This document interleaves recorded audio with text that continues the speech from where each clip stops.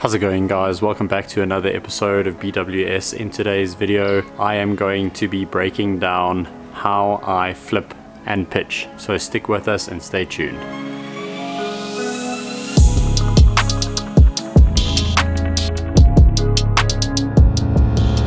Firstly, I'm going to break this into many categories. I'm going to start off with rod, reel, line, hook, sinker, baits. That's basically how I'm going to be breaking this video down to make it easier for you guys to go out and flip and pitch the rod and reel. I've got two ways I like to flip soft plastic and I like to flip a jig. So let's dive into those rods and reels. As you guys know it, I love to flip and pitch, especially a soft plastic. I've actually got a 7.3 heavy action rod. Reason for that is this rod is such a diverse rod.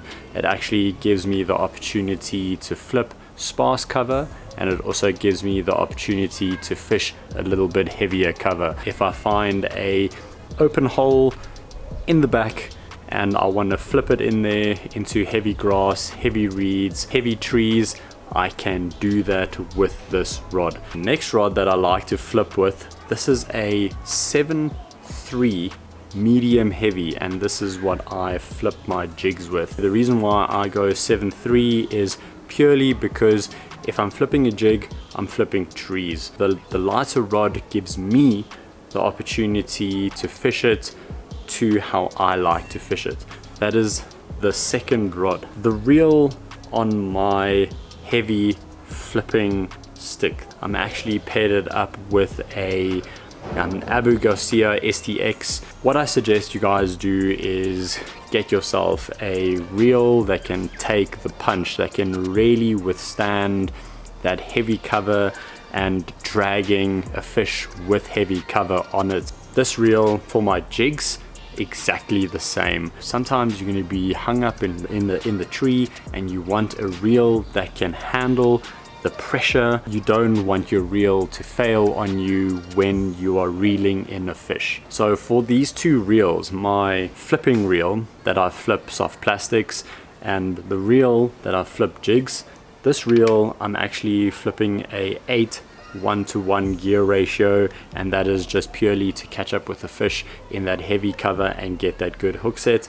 This is a 6:7:1. It's a little bit of a slower reel, purely because I also do some dragging with this jig. I'll cast it out there and I'll also drag, and that gives me the opportunity to slow down.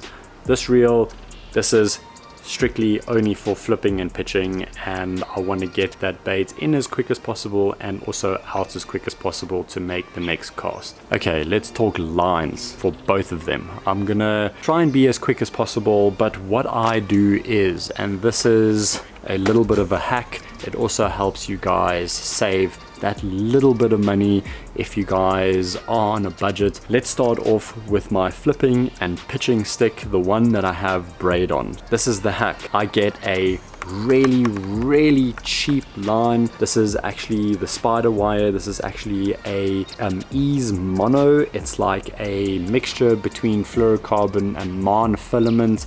This is actually a really affordable line, and what I do with this is I actually put backing onto my reel. So what I do with my braid is I put this as backing.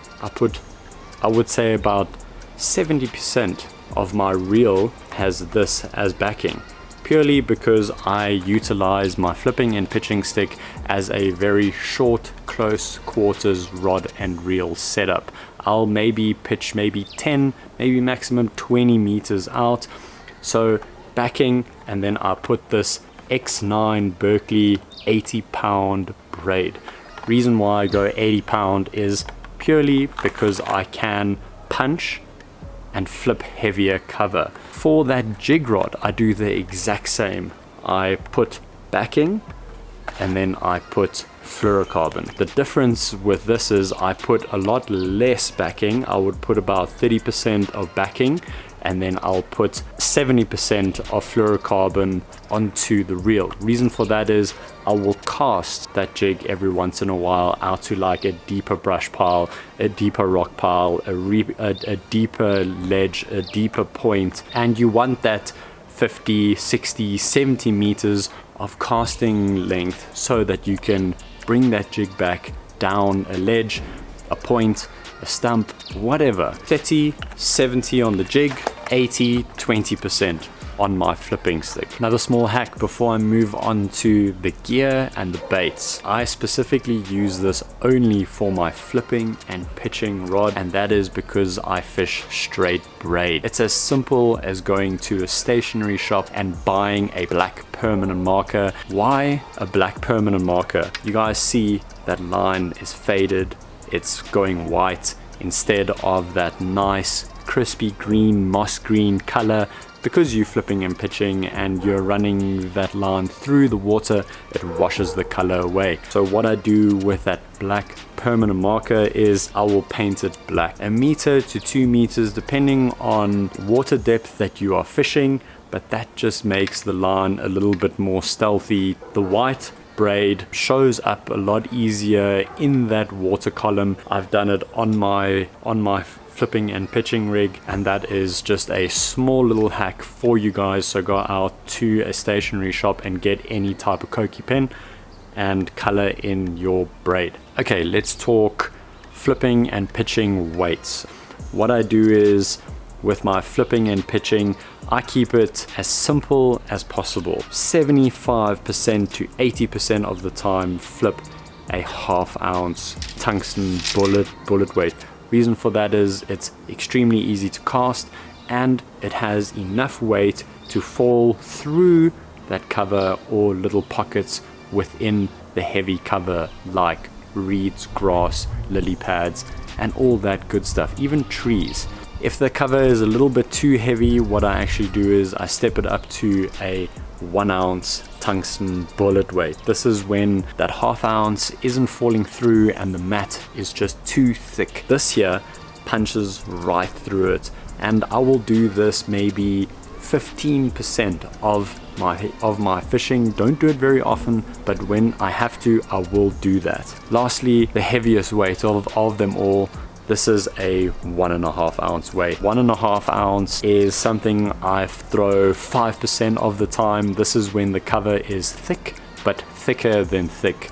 And 1.5 ounce weight is perfect to get through any type of cover, and that'll just slide through that cover and you will be able to get to those fish underneath those thick mats. That's the weights. Let's move on to the hooks. The actual hooks that I use on a regular basis are those Berkeley Fusion 919 hooks. 90% of the time I'll be using a 3.0 flipping hook. The reason why I fish a 3.0 is because most of the baits that I throw vary from 3 inches to 3.5, maybe 3.25 in length, and that 3.0 just works extremely well for those baits. Only bait I will upsize it for is a 4-inch bait, and that is when I will pair it up with a 4.0 hook. Reason for that is it's longer. The 4.0 just sits better in the bait and it is just a better presentation in the water. Okay, now that we've spoken about weight, hooks, line, rod, reels, let's talk baits. Let's talk jigs first. The type of jigs that I would be throwing is, I keep it really simple. Let's put it into 3 categories. I throw an extremely natural color. I generally like to throw a 3.5 ounce. Reason for that is I like the fall rate of a 3/8 ounce. This natural color is like a green pumpkin-y. It's got a little bit of blues in it. It is really nice. Going off the spectrum of very clear water jig, that is like a brown color. So brown, it imitates our craws very accurately, our crabs. So this has got a little bit of blacks, this has got a little bit of browns in it, and this is a great little jig. This is a 3/8 ounce. This is more of a finesse style. It's got a smaller skirt, as you guys can see it, but this is a great color to be flipping trees in more of like a stained to semi-clear water. Water clarity, really dirty, really dark, very dingy, and very low water visibility. I will be throwing a black and blue jig. This again is a 3/8 ounce, more of a finesse style bait, but you can beef it up with a big trailer. Black and blues are just a fish catching color in dark water. Let's talk about the soft plastics that I love to throw around and to flip and pitch. So we'll start off with the most erratic Berkeley Pitboss. These are my go-to colors. This is actually a summer craw. This I will throw in more stained to dirty water. This has actually got a green pumpkin top and it's got a chartreuse belly. This is actually a 4-inch bait, and this specific bait I will use a 4.0 Fusion 19 flipping hook. Okay, staying within the Pitboss category, there's a green pumpkin. Green pumpkin is the most used color in my opinion. It is also the most versatile color. This green pumpkin works in clear water and in dirty water. Got a very dark presence and it works so well. Talking about why I use this, this I'll use on like my heavier weights in dirtier water, specifically because it's got that nice erratic action. It kicks and it draws fish from distances that I just can't explain why the fish like this thing so much, but the fish do, and that's all that matters. Okay, next bait that I use, and it is more of a finesse presentation, but it's got a very bulky body, and that is a Crash Craw. You can buy any type of craw that kind of looks like this. There's many companies out there that are very similar to this. I keep it extremely simple with this one. I go for a June bug color, and then I go for a hammerbug color, which is a green pumpkin top and a June bug belly. This here I'll use for clear and dirty water, more stained color. This bait I will use as a jig trailer. Sometimes I will throw it into heavier stuff. So first Maxcent power baits that I am showing you is this Chigger Craw. The Chigger Craw, it has become one of my favorite craw style baits. This one particularly is the black and blue flake color. This here I will specifically use in dirtier water. I do dabble between black and reds and black and blues. Black and reds I'll use more for like a clearer water presentation, but black and blue will work as well. But these appendages, they go and it is just a fish catching machine if the fish are in the mood to react to something that is very erratic. Staying on the Chigger Craw family, cleaner water, as I said, I do dabble between blacks and reds, but if you don't know what to get and you want to fish cleaner water and you want to flip cleaner water, just get a green pumpkin. I can't stress that enough. Green pumpkin to me works in clean and dirty water. This green pumpkin, I love it. I highly recommend it. With that Maxcent, it is just a winner. Okay, if I want to smaller the presentation and give it less action, this one here, this is the Berkeley Creature Hawg.